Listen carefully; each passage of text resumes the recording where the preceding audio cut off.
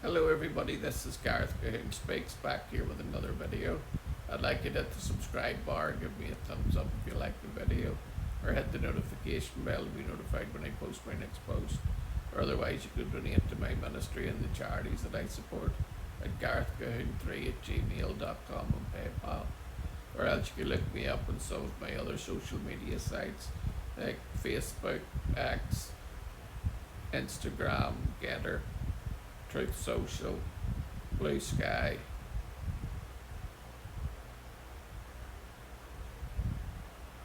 and other platforms.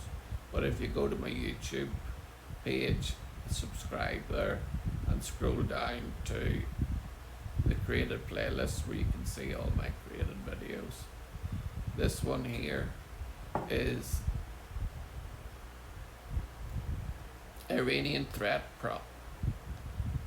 prompted President Trump to use older Airforce One for NATO departure from Turkey. Israeli intelligence provided no specific threat, US officials say. A warning from Israeli intelligence about an alleged Iranian plot to assassinate US President Donald Trump prompted a last-minute change of aircraft as he departed the Nato summit in Ankara, Turkey, according to a Wall Street Journal report published on Friday. Trump flew to Ankara aboard the new Air Force One, donated by Qatar, but departed the NATO summit on an older presidential aircraft, the new Boeing 747-8, which Qatar donated to the United States, left Ankara ahead of the president last Wednesday.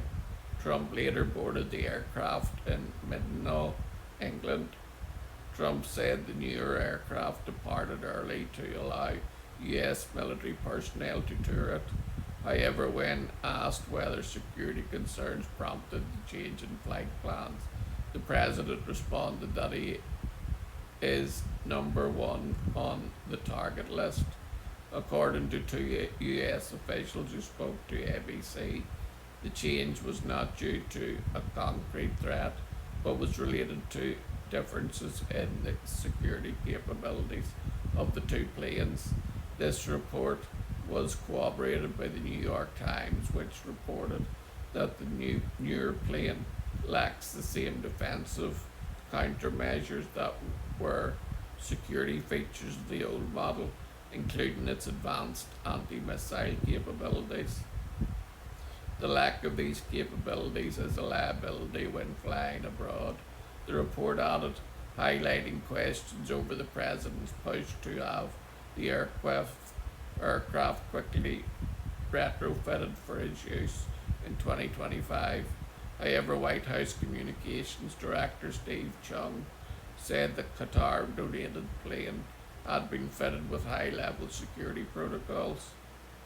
According to the US media, when an older Air Force One finally departed, passengers were instructed to leave their window coverings closed during takeoff, and the plane only turned on its tracking transponder after it began flying over the Black Sea. The Wall Street Journal cited Israeli intelligence as the source of the warning that prompted the Secret Service to request the change of aircraft.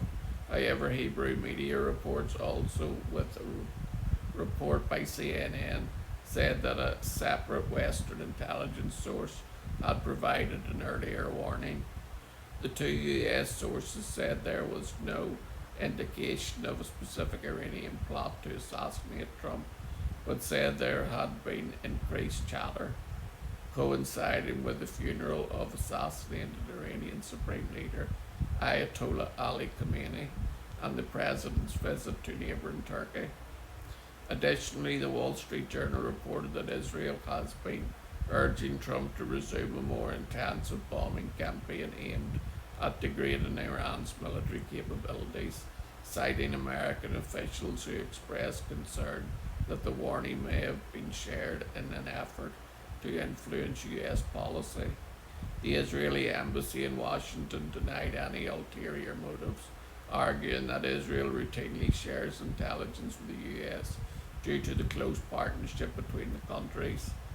Over the weekend, the Trump administration issued subpoenas to several New York Times journalists in connection with the newspaper's reporting of potential security concerns surrounding the Qatari aircraft. The subpoenas appear aimed at identifying administration officials who may have disclosed potentially classified information. The New York Times said it intends to challenge the subpoenas.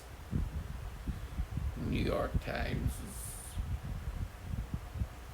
a bit like our leftist news media here in the UK, BBC, ITV, Channel 4 and Sly News.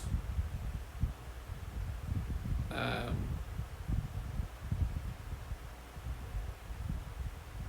was really glad that Israel had this intelligence and was able to change the plan so that Trump could get out of Turkey safe. May God bless President Trump, and may God bless Israel. Shalom, Maranatha, and Hallelujah.